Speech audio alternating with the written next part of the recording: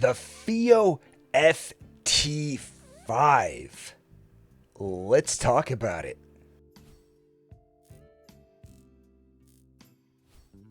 Now, this headphone was sent out to me on loan from Apos Audio. Apos Audio is great to work with, and they ship really fast for me. This is a $450 headphone that is planar magnetic. And let's start by looking at the build quality of this headphone. This headphone has a lot of great features. It has kind of a unique design that I remember from before I even started reviewing. And so it has a really interesting design to it.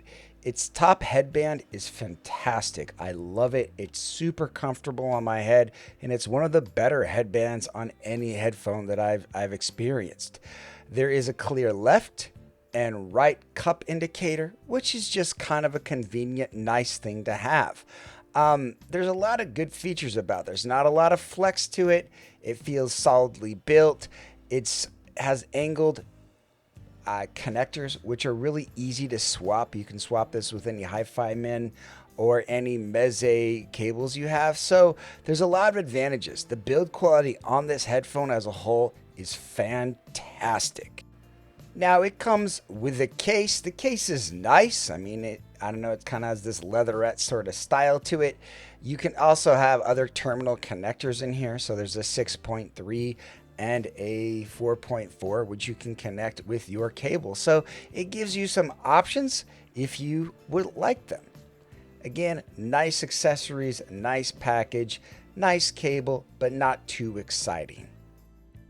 The ear pads are really nice. Like I said, it comes with 2 sets of ear pads, and here's that other set. They have nice perforated edges around the middle, so they are really comfortable when you use them. I think they're both about the same sonically. It has a nice little bag that's included with it, so you can kind of put some of your cables and stuff. Okay, let's look at the page that it's on. This is on the Apos site. You'll notice a lot of cool features about it.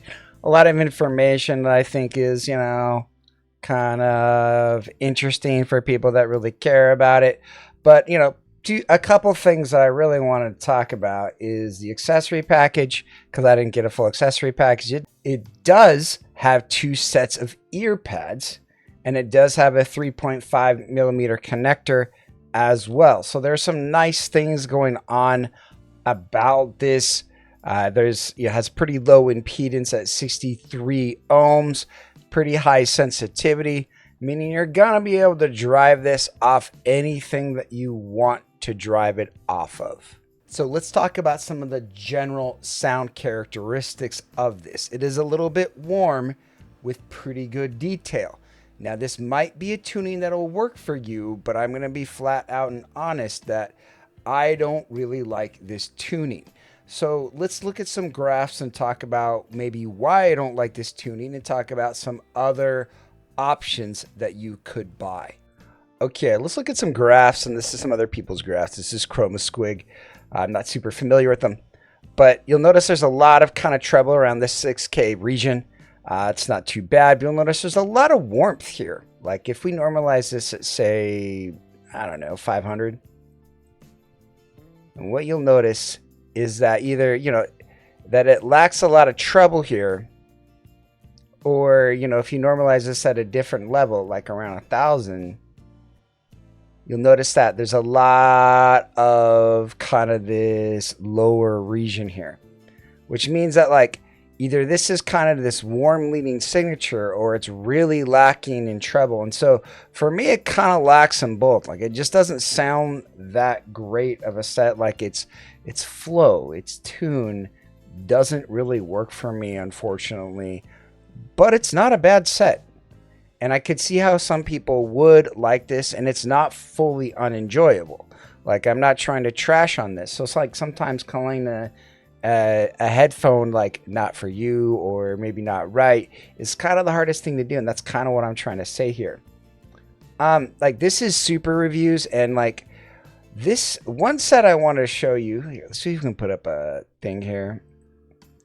But like super review, this is the Fiio FT1, and this is actually like like a $150 set that I actually have, and I'll show you guys here in a second. But I think this is kind of a better set. You'll notice it has a little bit more bass, a little bit more treble, but it also has this flat, clean mids. And so it has a little bit more detail and sparkle from this 1 to 3K region, which is really important. And then, you know, it has a little bit more bass. So like for me, in my ears, I really like the Fiio FT1 better. And it's cheaper.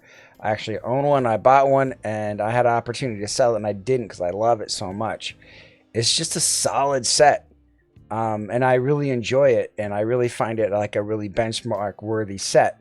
So it's like, so what is this? Is it a bad build quality? No, it's just a different tune.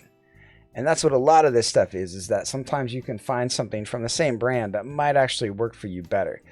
Like, I want to show here again, this is from Super again, but you'll notice again this is from versus the Hi-Fi Man Edition XS, which is around $250 right now, give or take, versus the FT1. You'll notice the Edition XS just has a lot more treble, like a lot of similar trends, like the same spike at around 11K, a lot of 8K energy. But you'll notice the FT5 has that same warmth factor from 2 to 300. And it just has a colossal amount, like a lacking amount of treble. So like when you raise everything up, you know, you'll find other things are going to get kind of out of whack. So it's just like not really a fully balanced sound signature. It's for people that are looking for something with a ton more bass energy, which, you know, it's not really a bad thing. And, you know, this kind of gives you a good presentation of this. This is on Tech Power Up, who's pretty awesome. And you'll notice like the upper treble is pretty good, but this shelf right here, this shelf of just mid bass and lower mid bass just gives a really warm, rich signature. And I've experienced IAMs in this, and it's not bad. This style of signature, and it can be for some people. It's an extremely warm set. But it can do certain things to the music, which I personally don't like, and I want to show that. Okay, I wanted to show and talk about a few song impressions. This is my Super 10. This is a list I usually listen to every single track on this, and I'm really familiar with it. In a song like Marriage of Figaro, it has like the strings are really strident in a bad way, and they're very pronounced with the vocals being recessed. And in a song like that, you want it both to feel kind of natural, and the strings feel too warm and bassy, but the air presence is really there and really nice. In O Mio Babino Caro, there's a great note weight to a lot of the instruments, and that's kind of a trend you'll notice. But it's like a fun colorization, but the female vocals come across quite husky and a little bit too rich for me. On something like O Verdi Rigoletto, which is more about male vocals, you know, the horns and instruments are really too strident, and it's just too much. Something like Iron Man, the drum hits feel too puny, and I feel a little bit off. Like the placement of the instruments like around my head is really kind of strange.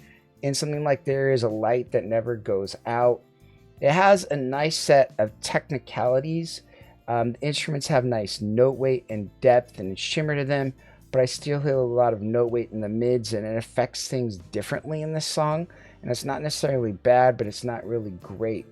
In Jump, you have like the intro is really aggressive and unnatural, and it just makes the whole song kind of just glare out as like why this headphone doesn't work. It just has too much energy, and it doesn't have a balance to me. Star Child is known for having this funky track, and it's just rich, but there's too much like a lack of depth, and it feels kind of off and kind of muddy to me.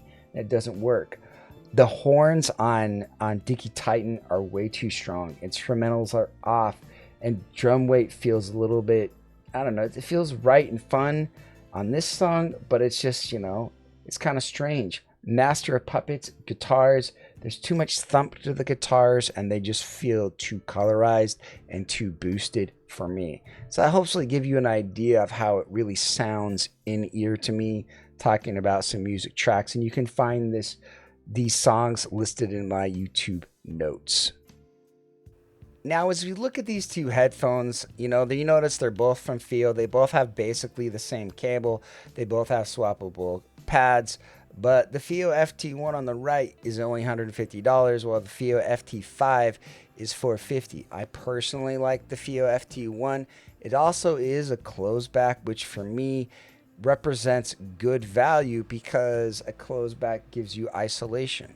I need isolation in my life, and that's one of the things I really like it. I don't like other people in my house hearing my music, and I don't want other people bothering me. So I just kind of wanted to show you these headphones and just show you how close and similar they really are in their presentation.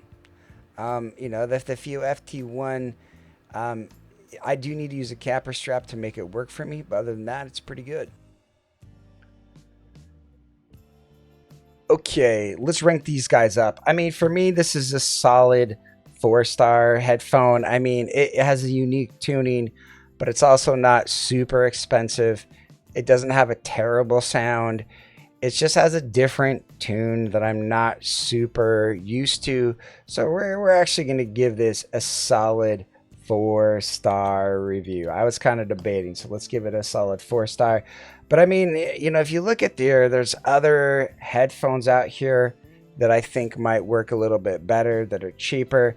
But this does have really nice build quality, but it does come with that kind of the caveat that I kind of would recommend to demo it first rather than just go out and try to find it, because it does have some unique tuning philosophy. And the big caveat with a lot of headphones is does this tuning work for you? And if the tuning doesn't work for you, the headphone is not going to work for you either. The Fiio FT5, I'm glad I've got to be able to review this, and I do think this is a fine headphone. Music sounds good on it, but it does have a slight colorization that you may like and you may not like. For me, I like this headphone overall, but I do find the colorization to be a little bit too much, and I do find that there's other headphones that are cheaper that I would recommend over this. But build quality wise and with EQ, it's fantastic. And it's a really solid headphone if you're willing to EQ and trying some things out. Thanks for watching my headphone video. I don't get to do too many of these, and I appreciate it. You guys have a great day, and bye-bye.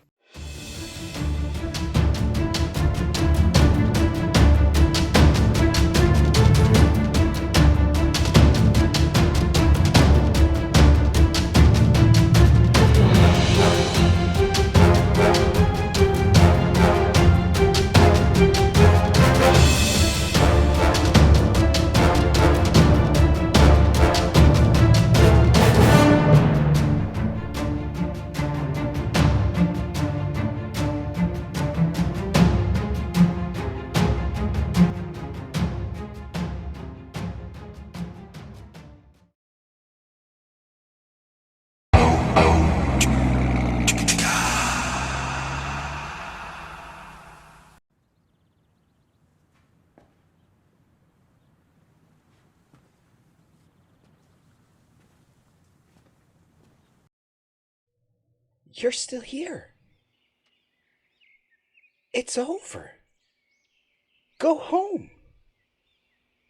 Oh, you're expecting a teaser for our next video. Well, we don't have that kind of money.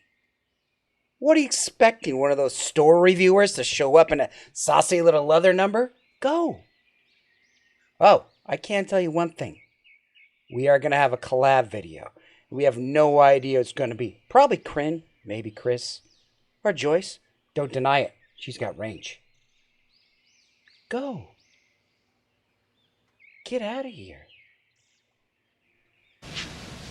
Go. Go! Go. Go on with you!